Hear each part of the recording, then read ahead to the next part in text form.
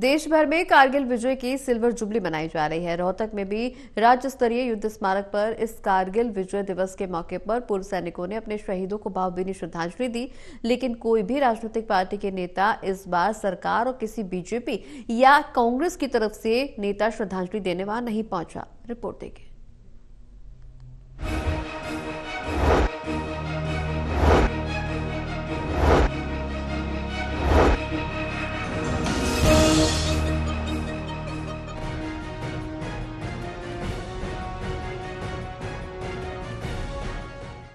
भारत और पाकिस्तान के बीच लड़े गए कारगिल के युद्ध को 25 साल बीत चुके हैं। देश भर में कारगिल विजय की सिल्वर जुबली मनाई जा रही है। रोहतक में भी राज्य स्तरीय युद्ध स्मारक पर इस कारगिल विजय दिवस के मौके पर पूर्व सैनिकों ने अपने शहीदों को भावभीनी श्रद्धांजलि दी, लेकिन इस बार सरकार और किसी बीजेपी या कांग्रेस की तरफ से कोई नेता और सरकार की तरफ से मंत्री और जिला प्रशासन की तरफ से कोई अधिकारी श्रद्धांजलि देने नहीं पहुंचा। वहीं इस बार पुलिस की तरफ से गार्ड ऑफ ऑनर भी नहीं दिया गया और सेना की तरफ से कर्नल अतुल सूरी मुख्य अतिथि के रूप में पहुंचे। उन्होंने कारगिल युद्ध में शहीद हुए जवानों को याद करते हुए कहा कि उन शहीदों को याद करने के लिए कारगिल विजय दिवस को 25वीं वर्षगांठ मनाई जा रही है, जिन्होंने देश की रक्षा के लिए बलिदान दिया।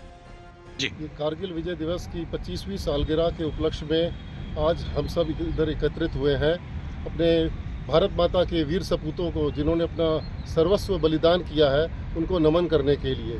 तो इस उपलक्ष्य में हम इस वार मेमोरियल में रीथ लेइंग के लिए आए हैं और उन शहीदों को जिन्होंने अपना सर्वोच्च बलिदान किया है, उनको याद करने के लिए, उनको नमन करने के लिए, और इस देश के उन सब निवासियों को पता चलना चाहिए, याद रखना चाहिए कि ये जो 25वीं सालगिरह है, ऐसे दुर्गम इलाकों में, कारगिल की पहाड़ियों में जो हमने जीत हासिल करी थी। देखिए ये एक ऐसी लड़ाई थी जिसको पूरे दुनिया ने इसको टीवी के ऊपर देखा। उससे पहले की लड़ाइयाँ किसी ने टीवी के ऊपर नहीं देखी और इससे लोगों ने और आने वाली पीढ़ी ने बहुत ज़्यादा सीख लिया। और ये एक असंभव टाइप की लड़ाई थी, लेकिन इसको हमने जीत में बदली कर दिया। वो हमारे अच्छे कमांडरों की काबिलियत और एक अच्छे रण क्षेत्र में हमने जो मेहनत की थी उसका हमारे को फल मिला। बिल्कुल, आपने आंखों देखा था किस तरह से क्या था, क्योंकि आप खुद शामिल थे उसमें। बहुत हमारे पास क्या था कि जब इस प्रकार की लड़ाई होती है तो 1:10 का रेशो चाहिए। 18,000 फीट की ऊंचाई पर लड़े गए इस कारगिल युद्ध में दुर्गम पहाड़ों पर कठिन हालातों में मातृभूमि की रक्षा में हमारे 532 सैनिकों ने दुश्मन से लड़ते हुए अमूल्य प्राणों की आहुतियां दी और 1365 बहादुर सैनिक घायल हुए। हरियाणा के 77 जवान शहीद हुए थे। वहीं रोहतक जिले के सबसे ज्यादा 9 सैनिक शहीद हुए थे।